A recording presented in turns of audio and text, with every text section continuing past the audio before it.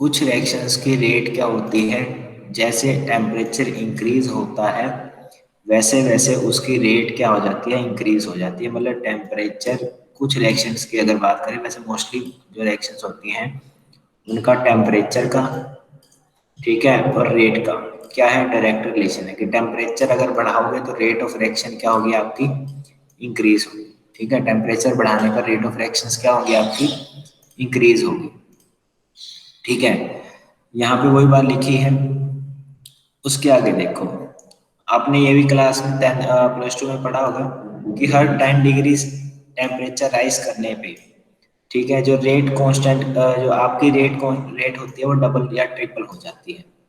ठीक है, 10 degree temperature बढ़ाने पे आपकी जो रेट है वो क्या हो जाती है, डबल या फिर ट्रिपल हो जाती है, या इसके बीच में भी आती है, 2 या 3 के बीच में आपको वैल्यू देखने को मिलती है। ठीक है, और जो इनकी रेट कांस्टेंट का रेशियो होता है, रेट कांस्टेंट मतलब जब टेम्परेचर T+10 है तब रेट कांस्टेंट क्या है, और जब अकेला टेम्परेचर T था तब रेट कांस्टेंट कितना था, उन दोनों का रेशियो क्या कहलाता है, थर्मल कोफिशिएंट कहलाता है। क्या कहलाता है, थर्मल कोफिशिएंट, या इसको कई बार पेपर में टेम्परेचर कोफिशिएंट भी लिख देते हैं। क्या लिख देते हैं, टेम्परेचर कोफिशिएंट, टेम्परेचर कोफिशिएंट भी लिख देते हैं। ठीक है, और इसकी वैल्यू मोस्टली 2 या 3 के बीच बीच में ही आती है। ठीक है, पर हम लोग बचपन में यही पढ़ते थे कि 10 डिग्री, अगर 10 डिग्री सेल्सियस अगर तुम टेम्परेचर बढ़ाओगे तो रेट क्या हो जाती है, डबल हो जाती है। ये हम लोगों ने छोटे होते पढ़ा था। ठीक है, अब देखो, फर्स्ट ऑफ ऑल क्या आया था, हुड आया था। ठीक है, हुड एक साइंटिस्ट है। उसने सबसे पहले क्या की थी, एक इक्वेशन प्रपोज की थी, एक ग्राफ प्रपोज किया था, किसके बीच में, ln k वर्सेस 1/t के बीच में। मतलब ठीक है, उसने एक्सपेरिमेंट किया था एक, और उसने ये चेक करने की कोशिश की थी कि रेट और टेम्परेचर का रिलेशन क्या है। तो उसने ये देखा कि उसने ग्राफ बनाया ln k वर्सेस 1/t का, तो उसने देखा कि उसके बाद एक स्ट्रेट लाइन आ रही है विद नेगेटिव स्लोप। ठीक है, तो ये चीज थी, देखो ln k और 1/t, आपको पता है यहाँ इस तरीके से ग्राफ, इसका एरो ऐसे है। ठीक है, अब देखो 1/t घटेगा, 1/t घटेगा, इसका मतलब क्या है, अगर 1/t घटेगा तो टेम्परेचर बढ़ेगा।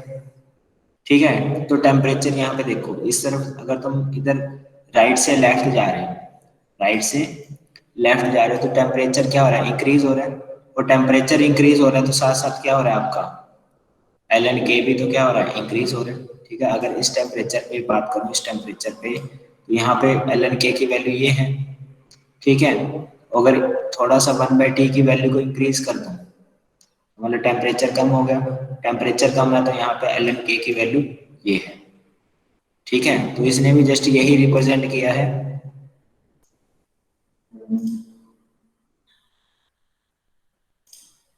कि 1/t के हम डिक्रीज करने पर ln k बढ़ता है, ln k बढ़ेगा तो इसका मतलब ये है कि रेट कांस्टेंट बढ़ेगा। तो उसने एक मैथमेटिकल इक्वेशन दी है, क्या दिया वो, ln k is equal to a minus b by t. A और बी क्या है, यहाँ पे उसने कांस्टेंट लिए हैं।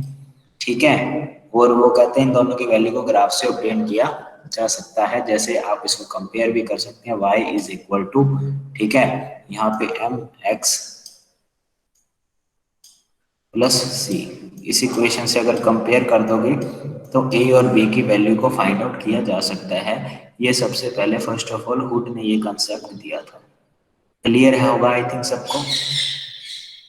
सर एक बार ग्राफ वाला रिपीट करना। देखो, उसने ग्राफ बनाया था ln k का 1/t के साथ। ठीक है, अब यहाँ पे 1/t देखो, 1/t अगर तुम लेफ्ट राइट से लेफ्ट जाओगे तो क्या होगा, 1/t की वैल्यू डिक्रीज होगी। ठीक है, 1/t की वैल्यू क्या होगी, डिक्रीज होगी। अगर 1/t डिक्रीज होगा इसका मतलब क्या है, इसका मतलब ये है कि t क्या होगा, इंक्रीज होगा। ठीक है, आप देखो, आप इस तरफ राइट से लेफ्ट जा रहे हो, तो यहाँ पे पहले ये टेम्परेचर था, तो इसके रिस्पेक्ट में k की वैल्यू, ln k की वैल्यू क्या थी, ये थी। अब आप थोड़ा इधर आ गए, इससे क्या होगा, 1/t तो कम हो गया, इसका मतलब 1/t कम होगा, मतलब टेम्परेचर बढ़ गया।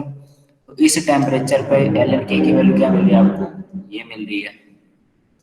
तो इसने वही चीज बात कही है कि ln के टेम्परेचर बढ़ाने से आपका रेट कांस्टेंट की वैल्यू क्या हो रही है, इंक्रीज हो रही है। समझ आ रही है बात। Yes sir. ठीक है। वैसे ही आपका ये बुक भी लिखती है यहाँ पे, ठीक है, बुक वाला भी समझा दूंगा, और इससे पहले रिलेशन समझ लो कि रिलेशन में क्या चीज़ है। बुक भी आपको बता देंगे, बुक में भी दिखा दूंगा, और ये दोनों से आपको पता चल जाएगा। देखो, उसके बाद अर्हेनियस आया है, ठीक है। उसके बाद अर्हेनियस ने भी एक मैथमेटिकल इक्वेशन डेवलप की, ठीक है, किसकी हेल्प से, कंसेप्ट ऑफ वेंट हाफ और बोल्ट्जमान डिस्ट्रीब्यूशन लॉ की हेल्प से उसने क्या की है, एक उसने अपना रिलेशन निकाला। देखो, वेंट ऑफ स्टेट, ये थर्मोडायनेमिक्स में जनरली यूज करते हैं equation, d l n k upon में d T is equal to del H upon में आर टी स्क्वायर। अब ये क्या होता है, हीट ऑफ रिएक्शन होता है। हीट ऑफ रिएक्शन जनरली क्या बताता है कि थर्मोडायनेमिक टर्म है, और ये बताता है कि कोई चीज कितनी स्टेबल है, ठीक है। डेल एच अपॉन में आर टी, यहाँ पे डेल एच क्या बताता है कि डेल एच आपकी थर्मोडायनेमिक टर्म है, जो आपको ये बताता है कि कोई चीज कितनी स्टेबल है, ठीक है। तो अर्हेनियस ने क्या किया, अर्हेनियस ने इसी एनर्जी टर्म जो डेल्टा एच थी, जो ये बताती थी कि कोई चीज कितनी स्टेबल है, उसको रिप्लेस कर दिया एनर्जी टर्म डेल्टा ई से। उसको किससे रिप्रेजेंट कर दिया, डेल्टा टर्म ई से, जो क्या बताती है, काइनेटिक्स के बारे में इंफॉर्मेशन देती है, ठीक है। ये तो टर्म किससे रिलेटेड थी, थर्मोडायनेमिक्स से। ये वाली टर्म किससे रिलेटेड है, आपकी काइनेटिक से, ठीक है, केमिकल काइनेटिक से रिलेटेड है। वो आपको बताती है कौन सी चीज कितनी ज्यादा स्टेबल है, और ये चीज बताती है कि कोई रिएक्शन कितनी फास्ट होगी। हम इसे क्या कहते हैं, एक्टिवेशन एनर्जी कहते हैं। इसे क्या कहते हैं, एक्टिवेशन एनर्जी कहते हैं।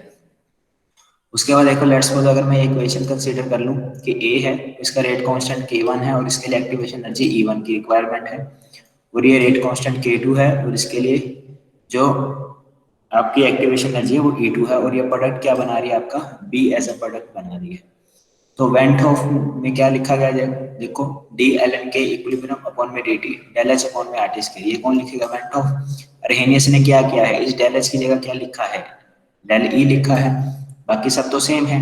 अब के इक्विलिब्रियम क्या है, के इक्विलिब्रियम है फॉरवर्ड का रेट, फॉरवर्ड का रेट कांस्टेंट डिवाइड में बैकवर्ड का रेट कांस्टेंट, ठीक है।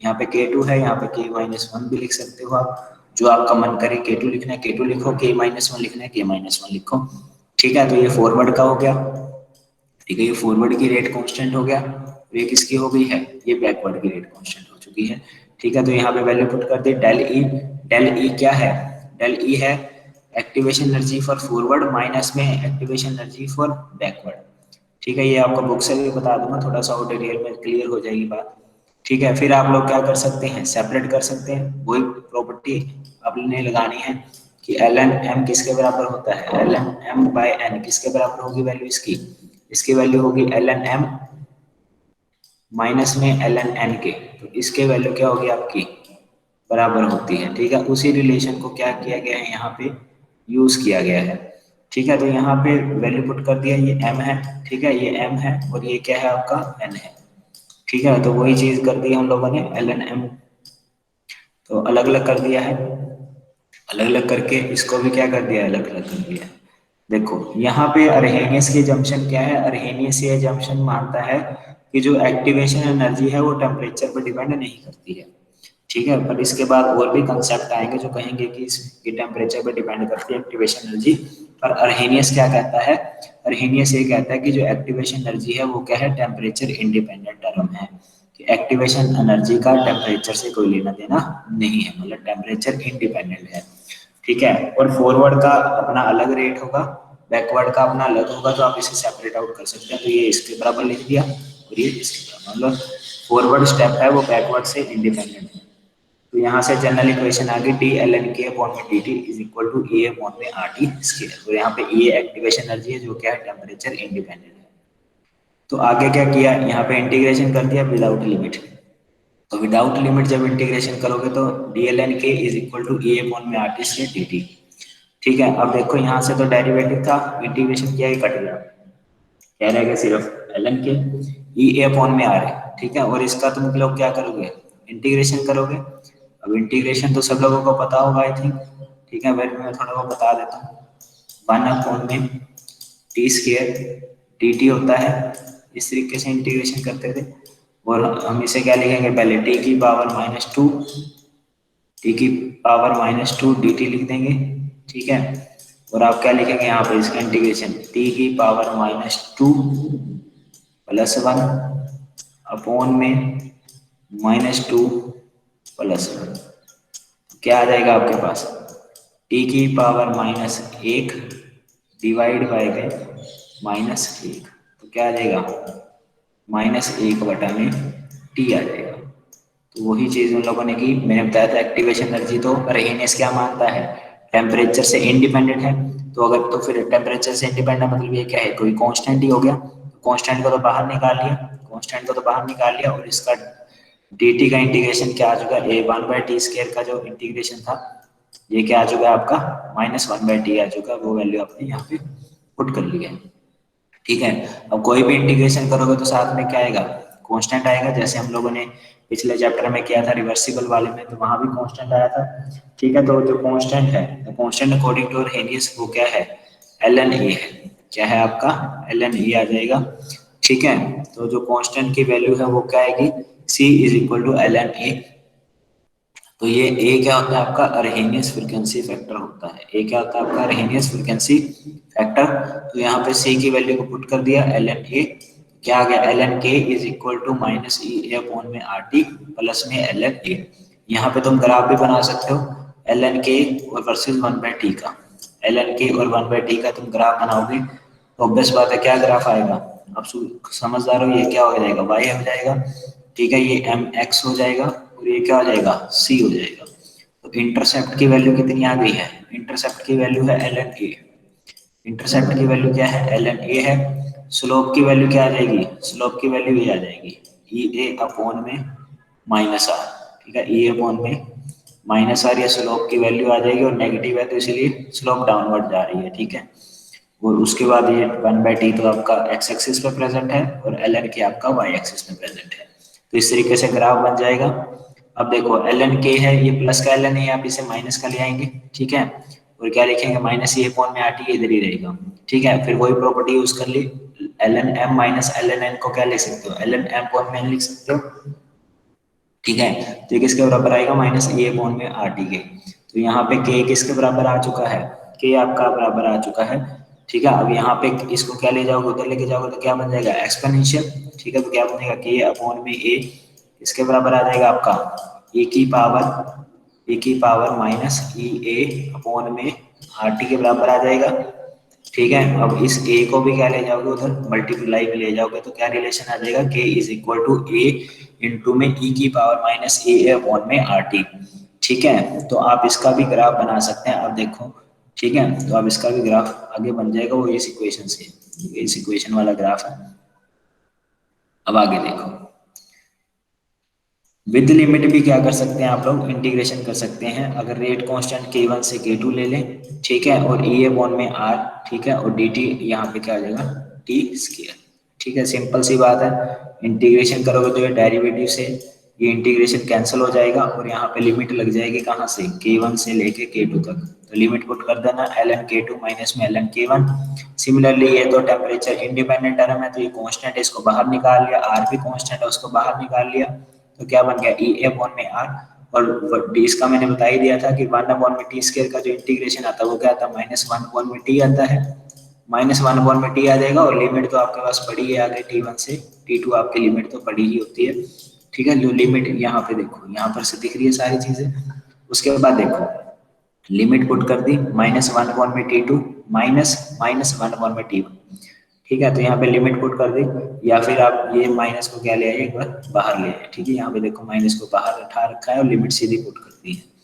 अब यहाँ पे वही प्रॉपर्टी ln m। ठीक है, ln m minus ln n को क्या लिख सकते हैं आप, ln m/n लिख सकते हैं। वही प्रॉपर्टी यहाँ पे यूज की है। ठीक है, इतनी बात सबको समझ आ रही है। देखो, उसके बाद ln k2 में k1। ठीक है, अब देखो यहाँ पे आप लोग देखो, यहाँ पे माइनस को कॉमन भी निकाल सकते हो। यहाँ पे क्या किया, माइनस को कॉमन निकाल दिया, माइनस को कॉमन निकाला तो क्या हो जाएगा, माइनस गुना माइनस, तो क्या बन जाएगा, यहाँ पे प्लस बन जाएगा। और माइनस के आगे क्या बन जाएगा, प्लस। t1 के आगे प्लस और t2 के आगे माइनस बन जाएगा। ठीक है, तो ये चीज हो जाएगी। अब मैंने बताया था कि अगर नेचुरल लॉग हो, ठीक है, अगर नेचुरल लॉग है, अगर कोई ln x है, नहीं ये क्या होता है, नेचुरल लॉग होता है। अगर नेचुरल लॉग को बेस पावर 10 वाले लॉग में बदलना है तो क्या करना पड़ता है, 2.303 के साथ क्या करनी पड़ती है आपको, मल्टीप्लाई करनी पड़ती है, तब वो बेस पावर 10 वाले लॉग में चीज कन्वर्ट हो जाती है। ठीक है, तो इस तरीके से इस फॉर्मूले को याद रखना है कि नेचुरल लॉग को यदि बेस पावर 10 वाले लॉग को बदलना है तो 2.303 से क्या करनी पड़ेगी, मल्टीप्लाई करनी पड़ेगी। तो वही उन लोगों ने किया है, उन लोगों ने मल्टीप्लाई किया है आगे। ठीक है, तो मल्टीप्लाई करने के बाद देखो यहाँ पे क्या लिख दिए, आप क्या लिख सकते हो, 2.303 लिख दोगे, 2.303 लोग, ठीक है, बेस पावर 10, बेस पावर 10 लिखनी है लिखो, नहीं लिखनी तो कोई प्रॉब्लम नहीं है। बेस पावर 10 K2 बाय में K1 आ जाएगा। ठीक है, और ये 2.303 था, मल्टीप्लाई में था, उधर जाके क्या आ जाएगा, डिवाइड में हो जाएगा। तो आपका ये फॉर्मूला यहाँ से आ जाएगा, log K2 बाय में K1 is equal to E upon में 2.303 यार, और यहाँ पे एलसीएम ले लो, T2 माइनस T1 डिवाइडेड में T1 इंटू T2। तो ये चीज़ आपकी आ जाएगी, और यहीं से तुम लोग ग्राफ वगैरह भी बना सकते हो एल एन के। ठीक है, एल एन के का और 1/t का ग्राफ बनाओगे तो यहाँ से आपका नॉर्मल समझ भी आ जाएगी आपको। ग्राफ प्रिपेयर कर लेना इसका, एक्टिवेशन एनर्जी और इसके फीचर्स क्या हैं। ठीक है, चलो इसको समझाने से पहले मैं तुम्हें थोड़ा सा उसका बता दूं, टेम्परेचर वाला। ठीक है, ताकि बुक भी आपको लगे कि मैंने बुक भी पढ़ रखी है, ताकि बुक में भी आपको कोई समस्या ना आए। देखो टेम्परेचर कोफिशिएंट जो मैंने बताया था कि थर्मल कोफिशिएंट जिसको आप बोलते हो, दोनों ही नाम सुटेबल है। थर्मल कोफिशिएंट बोलना थर्मल कोफिशिएंट बोल दो, टेम्परेचर कोफिशिएंट बोलना टेम्परेचर कोफिशिएंट बोल दो। वो क्या होता है, रेशियो होता है किसका, रेट कांस्टेंट एट T+10, मतलब दो टेम्परेचर्स का क्या है, दो रेट कांस्टेंट जो अलग अलग टेम्परेचर्स पर हैं उनका रेशियो है। क्या, एक तो क्या है T+10 है, और एक नॉर्मल टेम्परेचर है, नॉर्मल रेट कांस्टेंट है, उन दोनों का रेशियो लेना है आप लोगों ने। ये इक्वेशन मैंने करवाई दी है। ठीक है, कि एल एन के टू बाई में K1, ठीक है, एल एन के टू बाई में K1 हो जाएगा, माइनस ई अपॉन में आर टी प्लस में सी। आपकी इक्वेशन तो पढ़ी रखी है आप लोगों ने। ठीक है, तो यहाँ से ये सारी चीज़ें तो आपकी अंडरस्टूड हो जाएंगी। बस ये चीज़ आपने देखनी है, यहाँ से ये वाले थोड़ा सा चीज़ है।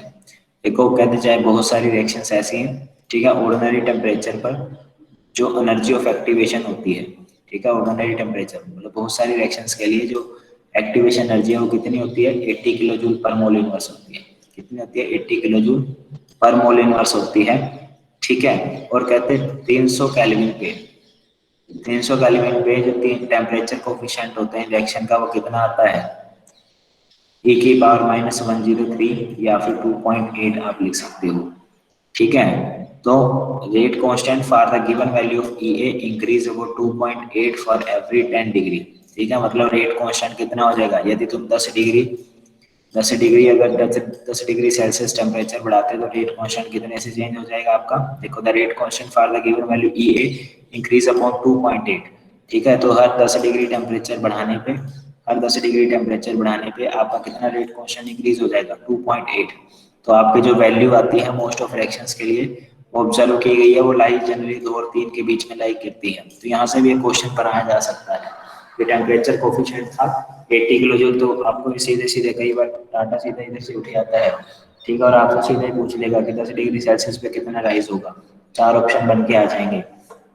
ठीक है, तो ये भी चीज़ आपकी इंपॉर्टेंट है। बाकी ये फॉर्मूला तो मैंने बढ़ा ही दिया, ये जो ऊपर हम लोगों ने चीज़ें की हैं वही चीज़ें पढ़ लेना, तो ये डेरिवेशन से रिलेटेड है। देखो अरहेनियस इक्वेशन, ये हमने रिजल्ट निकाला है k is equal to a into e की पावर माइनस ए अपॉन में आर टी। ए क्या है यहाँ पे, एक्टिवेशन एनर्जी है। ए क्या है यहाँ पे, ए को आप प्री एक्सपोनेंशियल फैक्टर भी कह सकते हैं, क्योंकि ये क्या आता है, एक्सपोनेंशियल से पहले आता है, एक्सपोनेंशियल से पहले आता है, तो आप इसे प्री एक्सपोनेंशियल फैक्टर भी कह सकते हैं। ई ए अपॉन में आर टी। ठीक है, ये जो ई ए अपॉन में आर टी है, ये वाली टर्म क्या होती है, यूनिटलेस है। ये ऊपर वाली पावर्स क्या होती है, यूनिटलेस। ये क्या है, यूनिटलेस है, इनकी कोई यूनिट नहीं है। ठीक है, इनकी कोई यूनिट नहीं है। ठीक है, तो जो के की यूनिट होगी वही क्या होगी, ए की यूनिट होगी। तो अगर रिएक्शन फर्स्ट ऑर्डर है तो फर्स्ट ऑर्डर के लिए जो रेट कांस्टेंट की यूनिट होती है वो क्या आती है, सेकंड इनवर्स होती है। तो इसीलिए तुम ए को क्या लिख सकते हो, तो ए की यूनिट भी क्या आ जाएगी, सेकंड इनवर्स। सेकंड इनवर्स किसकी किसकी यूनिट होती है, फ्रीक्वेंसी की। तो आप इसे क्या कह सकते हैं, ए को फ्रीक्वेंसी फैक्टर भी कह सकते हैं। ठीक है, तो ए को प्री एक्सपोनेंशियल फैक्टर भी कह सकते हो। ठीक है, और आप इसे फ्रीक्वेंसी फैक्टर भी कह सकते हैं। इतनी बात क्लियर हुई, यस सर। अंडरस्टूड है।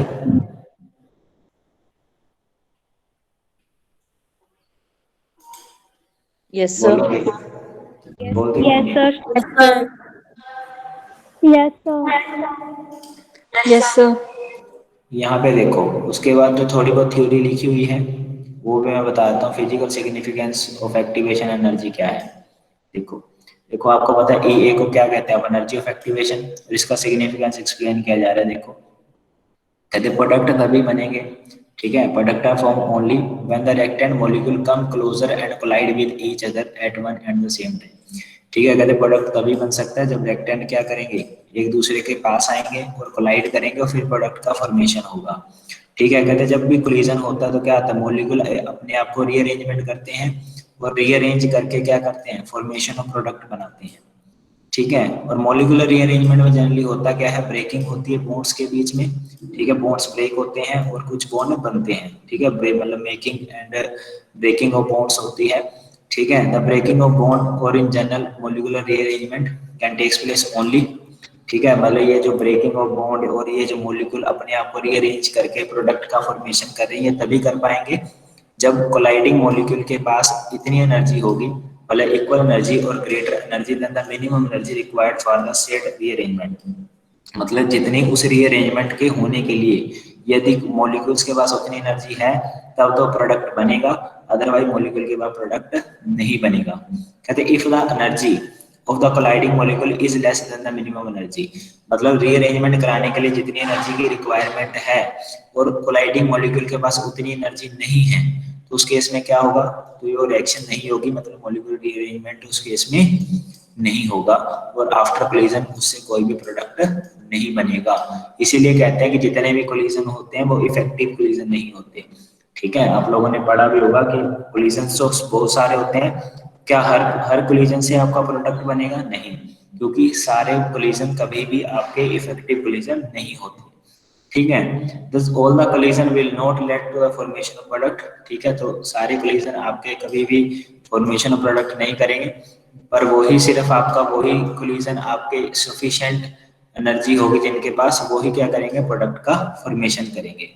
तो the difference between the minimum energy required to bring about the molecular rearrangement and the average energy of reactant molecule is identified by the constant e. मतलब जितनी आपके रिएक्टेंट के पास energy है और जितनी आपको मिनिमम एनर्जी चाहिए, जितनी आपको मिनिमम, मान लो आपको इतनी एनर्जी चाहिए तो ये जो एनर्जी का गैप है जितनी आपके पास है और जितने, मान लो आपने कोई पैंट लेनी है, आपके पास 1000 रुपये हैं, ठीक है, और पैंट आपकी 3500 रुपये की पैंट है।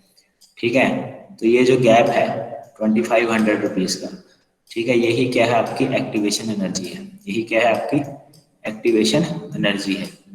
ठीक है, कि मॉलिक्यूल के पास कितनी एनर्जी है, ठीक है, वो इतनी है, ठीक है, उसको चाहिए कितनी, रिएक्शन करवाने के लिए इतनी, तो एक्टिवेशन एनर्जी क्या आ जाएगी, उन दोनों का सब्ट्रैक्शन हो जाएगी। इतनी बात सबको क्लियर होगी I think. Yes, sir. Yes sir. वही बात यहाँ पे लिखी हुई है। ठीक है, उसके बाद देखो वही है कि एक्टिवेशन एनर्जी क्या है कि कितनी इंटरमीडिएट, मतलब ये जब यहाँ पर क्या बनता है, एक्टिवेटेड कॉम्प्लेक्स। ठीक है, एक्टिवेटेड कॉम्प्लेक्स के लिए कितनी एनर्जी की रिक्वायरमेंट है। ठीक है, एक्टिवेटेड कॉम्प्लेक्स बनाने के लिए कितनी एनर्जी की रिक्वायरमेंट है, और माइनस में यदि मैं कर दूं आपका कि रिएक्टेंट की कितनी एनर्जी है। ठीक है, तो इन दोनों का जो गैप है वही क्या कहलाता है, आपका एक्टिवेशन एनर्जी कहलाता है। ठीक है, एक्टिवेशन एनर्जी जनरली किस रीजन के बीच में कितनी होती है, नॉर्मली फाइंड आउट की जाती है 80 टू 200 किलो जूल पर मोल। ठीक है, और अलग अलग के लिए अलग अलग है। जैसे रिएक्टेंट अगर मॉलिक्यूल की दोनों रिएक्टेंट मॉलिक्यूल्स हैं और दोनों की इलेक्ट्रॉनिक स्ट्रक्चर फुल है, मतलब क्लोज शेल है दोनों, तो 80 टू 200 किलो जूल पर मोल इनवर्स क्या होगी, उनकी एक्टिवेशन एनर्जी होगी। यदि एक मॉलिक्यूल है और दूसरा रेडिकल है तो उनके बीच में एक्टिवेशन एनर्जी कितनी होगी, उसकी 0 से 60 किलो जूल पर मोल इनवर्स। और अगर दोनों ही रेडिकल हैं तो वो बहुत ज़्यादा रिएक्टिव होते हैं, तो उनको लिए कोई एनर्जी का रिक्वायरमेंट नहीं है, तो उनकी एक्टिवेशन एनर्जी क्या होती है, आपकी 0 होती है। आई शुड क्लियर होगा आपको। अरहेनियस के अकॉर्डिंग क्या है, अरहेनियस के अकॉर्डिंग कभी ना तो कभी एक्टिवेशन एनर्जी 0 हो सकती है और ना ही कभी एक्टिवेशन एनर्जी माइनस हो सकती है। ठीक है, वो क्यों नहीं हो सकती, तो उसने रीजन दिया। हमारा रिलेशन क्या है, K इज इक्वल टू ए की पावर माइनस ई अपॉन में RT होता है। अगर एक्टिवेशन एनर्जी जीरो हो गई, ठीक है, अगर एक्टिवेशन एनर्जी जीरो हो गई तो ये पूरा का फैक्टर क्या बन जाएगा, ए की पावर जीरो बन जाएगा। और ए की पावर जीरो क्या होती है, ए की पावर जीरो तो क्या हो जाती है, वन हो जाती है। ए की पावर जीरो वन हो जाती है, इसका मतलब के किसके बराबर हो जाएगा, ए के बराबर हो जाएगा। इसका मतलब ये है कि सारे के सारे कोलिजन क्या हो जाएंगे, इफेक्टिव कोलिजन हो जाएंगे। तो ये तो चीज क्या है, आपको पता ही ऑब्वियस बात है कि सारे कोलिजन कभी भी इफेक्टिव नहीं होते, क्योंकि जरूरी नहीं है कि जितने भी कोलिजन हो वो प्रोडक्ट फॉर्मेशन करें, क्योंकि कोलिजन होते हैं बट एक्चुअल में प्रोडक्ट बन नहीं पाता है। तो जो कोलिजन होते हैं मोस्टली क्या होते हैं, आपके प्रोडक्ट फॉर्मेशन नहीं करते हैं, मतलब सारे कोलिजन कभी भी प्रोडक्ट फॉर्मेशन नहीं करेंगे। तो ये के इज इक्वल टू ए, तो मतलब एक्टिवेशन एनर्जी जीरो होती है कईयों केस में, पर ऐसा नहीं है कि, पर मोस्टली कम मिलेंगे आपको केस। उसके बाद अगर एक्टिवेशन एनर्जी नेगेटिव हो तो क्या होगा, तो यदि एक्टिवेशन एनर्जी नेगेटिव होगी तो आपको पता है, तो ये अगर एक्टिवेशन एनर्जी भी नेगेटिव हो और आगे भी नेगेटिव है तो आगे क्या आ जाएगा, यहाँ पे प्लस आ जाएगा। मतलब क्या होगा, के की वैल्यू, रेट कांस्टेंट की वैल्यू किससे ज्यादा हो जाएगी, ए से ज्यादा हो जाएगी। इसका मतलब क्या है, इसका मतलब ये है कि कोलिजन क्या होंगे, इफेक्टिव कोलिजन ज्यादा हो जाएंगे टोटल कोलिजन से।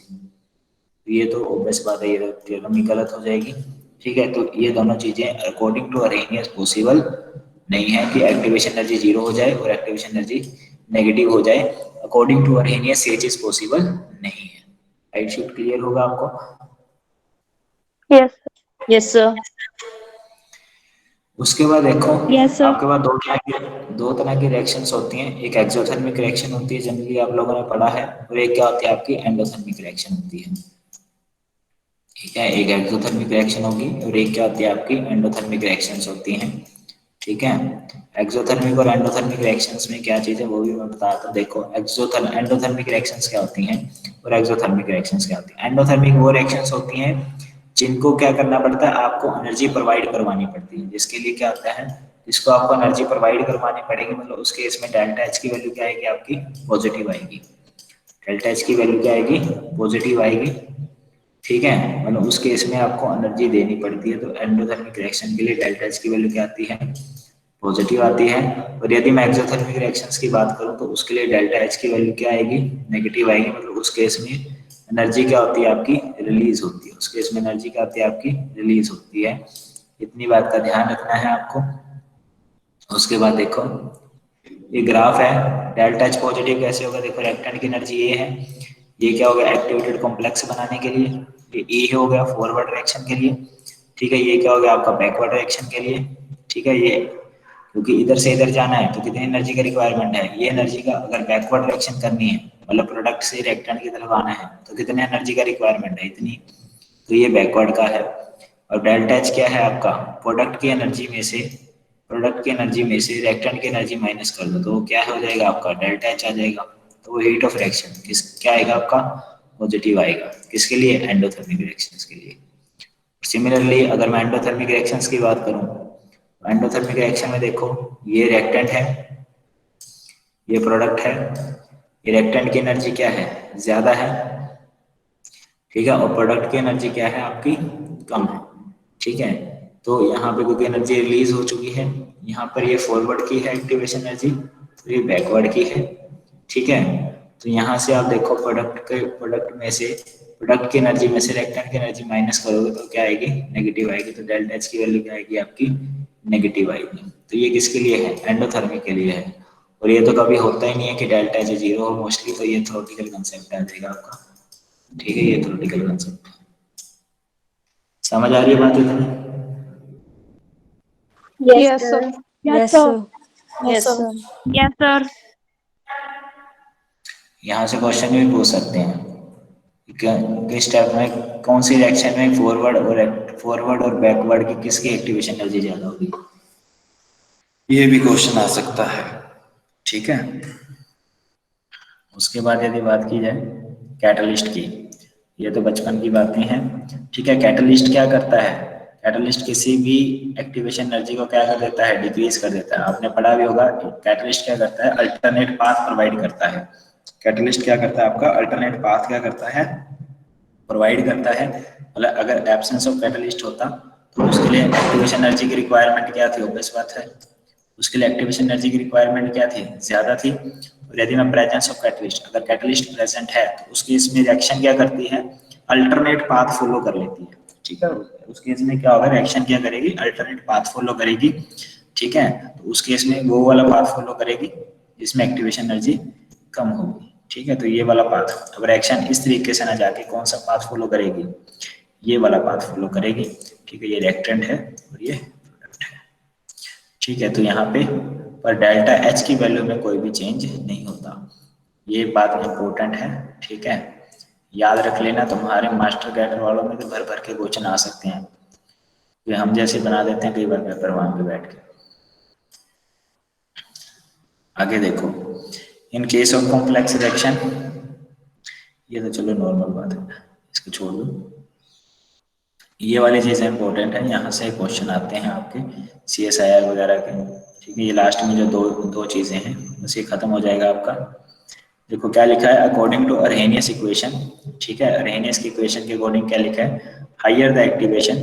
ठीक है, जितनी ज्यादा एक्टिवेशन एनर्जी ज्यादा होगी उतना ही रेट कांस्टेंट की वैल्यू कम होगी, क्योंकि अकॉर्डिंग टू इस रिलेशन के अगर देखें ln k is equal to ln a minus e upon में RT, तो जितना एक्टिवेशन एनर्जी की वैल्यू ज्यादा होगी तो k की वैल्यू क्या आएगी, कम आएगी। एक्टिवेशन एनर्जी बढ़ने से क्या होता है, रेट कांस्टेंट की वैल्यू क्या आती है, कम आती है। उसके बाद अब मान लो एक आपको मैंने कोई रिएक्शन प्रोवाइड करवा दी।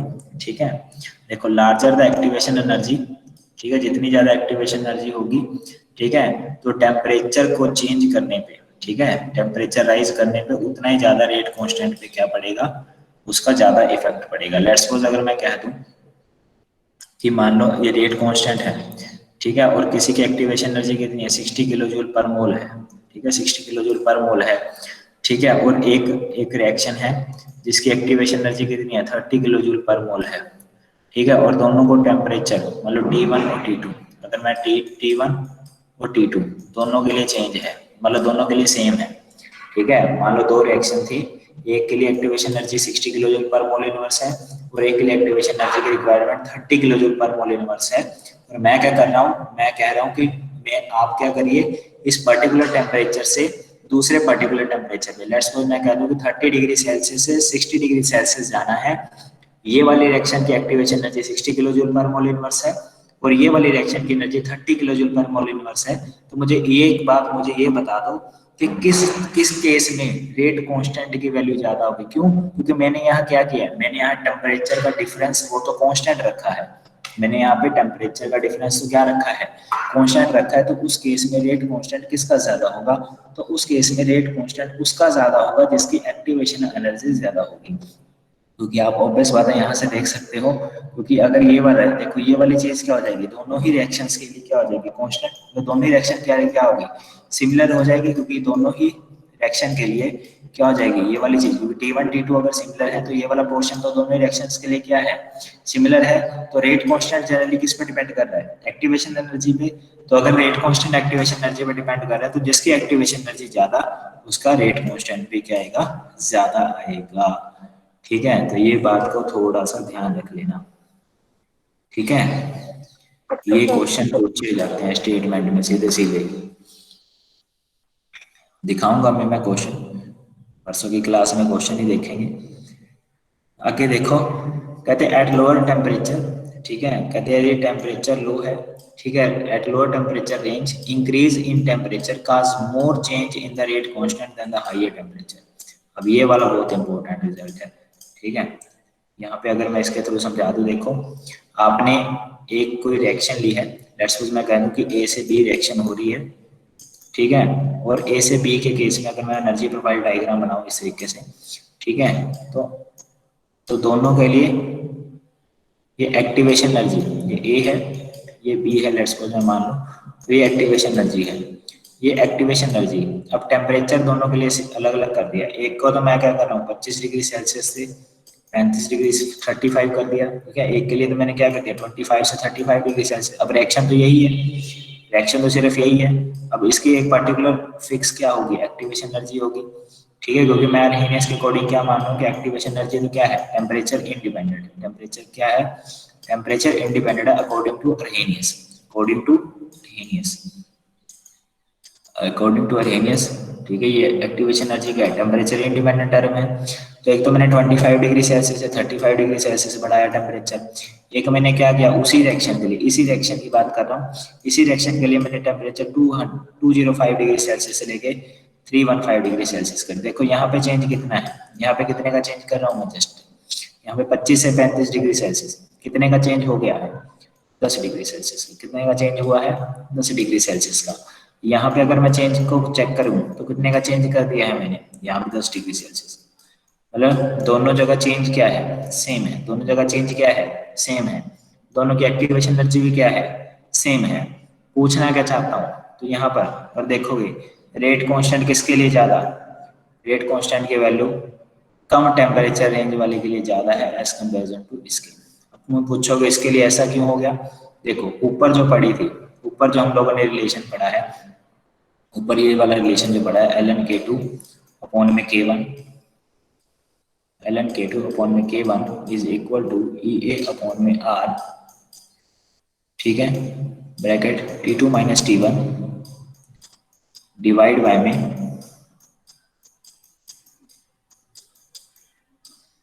T1 T2, ठीक है, यही रिलेशन है। अब देखो ये वाला डिफरेंस तो क्या है, सेम है। अरे ये वाला डिफरेंस तो क्या है, सेम है।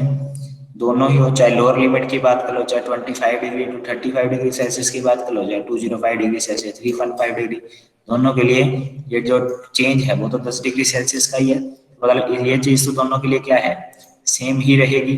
और अगर मैं इस चीज की बात करूँ T1 T2 की, तो T1 T2 देखो, अगर मैं गुना करूँ 200, एक तो गुना करनी है मुझे 25 को 35 से, ठीक है, एक तो ये लग घूम जाता है,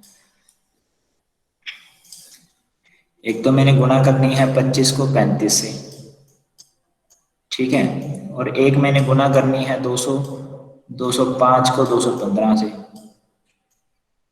तो बस बात है, प्रोडक्ट किसका ज्यादा आएगा, प्रोडक्ट तो इसी का ही ज्यादा आएगा। किसके लिए प्रोडक्ट की वैल्यू ज्यादा आएगी, इसके लिए। अगर इसकी वैल्यू बढ़ेगी तो ऑब्वियस बात है इसकी वैल्यू क्या होगी, कम होगी। अगर ये वाला नीचे वाला फैक्टर इंक्रीज होगा तो ये वाला फैक्टर क्या होगा, डिक्रीज होगा। यही बात तो वो चीज कह भी रहे हैं, यही बात उन लोगों ने लिखी है। सिमिलर वही है कि एक्स क्या रिप्रेजेंट कर रहा है, रिएक्टेंट को रिप्रेजेंट कर रहा है, वाई प्रोडक्ट को रिप्रेजेंट कर रहा है, जेड क्या आता है, कोई एक्टिवेटेड कॉम्प्लेक्स बनेगा। देखो एक्टिवेटेड कॉम्प्लेक्स तो बनता ही होता है, जैसे आप लोगों ने बचपन में पढ़ी SN2 रिएक्शन, ठीक है, SN2 रिएक्शन पढ़ी होगी बचपन में। SN2 रिएक्शंस क्या होती थी, जनरली आप लोगों ने पढ़ी होगी कि मान लो ये आपका ये सी है, ठीक है, मुझे इतना तो याद नहीं है कि क्या लिया करते थे वहां पे, कोई बात नहीं, ठीक है। यहाँ पे लेट्स सपोज मैं कह दूं कि यहाँ पे एच है, ठीक है, यहाँ पे भी एच है, ठीक है, यहाँ पे भी एच है, और यहाँ पे मैं कह दूं यहाँ पे Cl है, ठीक है, और पीछे से क्या करना चाहता हूँ मैं, OH नेगेटिव क्या करेगा, इस पर अटैक करेगा, ठीक है, OH नेगेटिव अटैक करेगा इस तरीके से कार्बन के ऊपर, कार्बन के ऊपर अटैक करेगा तो क्या बनेगा, एक एक्टिवेटेड कॉम्प्लेक्स बनेगा, एक ट्रांजिशन स्टेट बनती है। तो इस तरीके से यहाँ पे कॉम्प्लेक्स बनते होते हैं, एक्टिवेटेड कॉम्प्लेक्स स्पीसीज बनती है, ठीक है। वो रिएक्शन कोई भी हो सकती है, ऐसी बहुत सारी रिएक्शन जिसमें एक्टिवेटेड कॉम्प्लेक्स बनते हैं, और एक्टिवेशन एनर्जी के बिहाफ पे सिस और ट्रांस का बन जाता है, प्रोडक्ट बनते हैं। ऐसे भी कई बार होती है, क्योंकि ये रिएक्शन तो आई थिंक मेरे ख्याल से ठीक करेक्ट नहीं इस चीज को एक्सप्लेन कर पाएगी, पर मैं आपको ओरली बता देता हूँ क्योंकि मेरे को थोड़ा सा याद नहीं है इसके बारे में।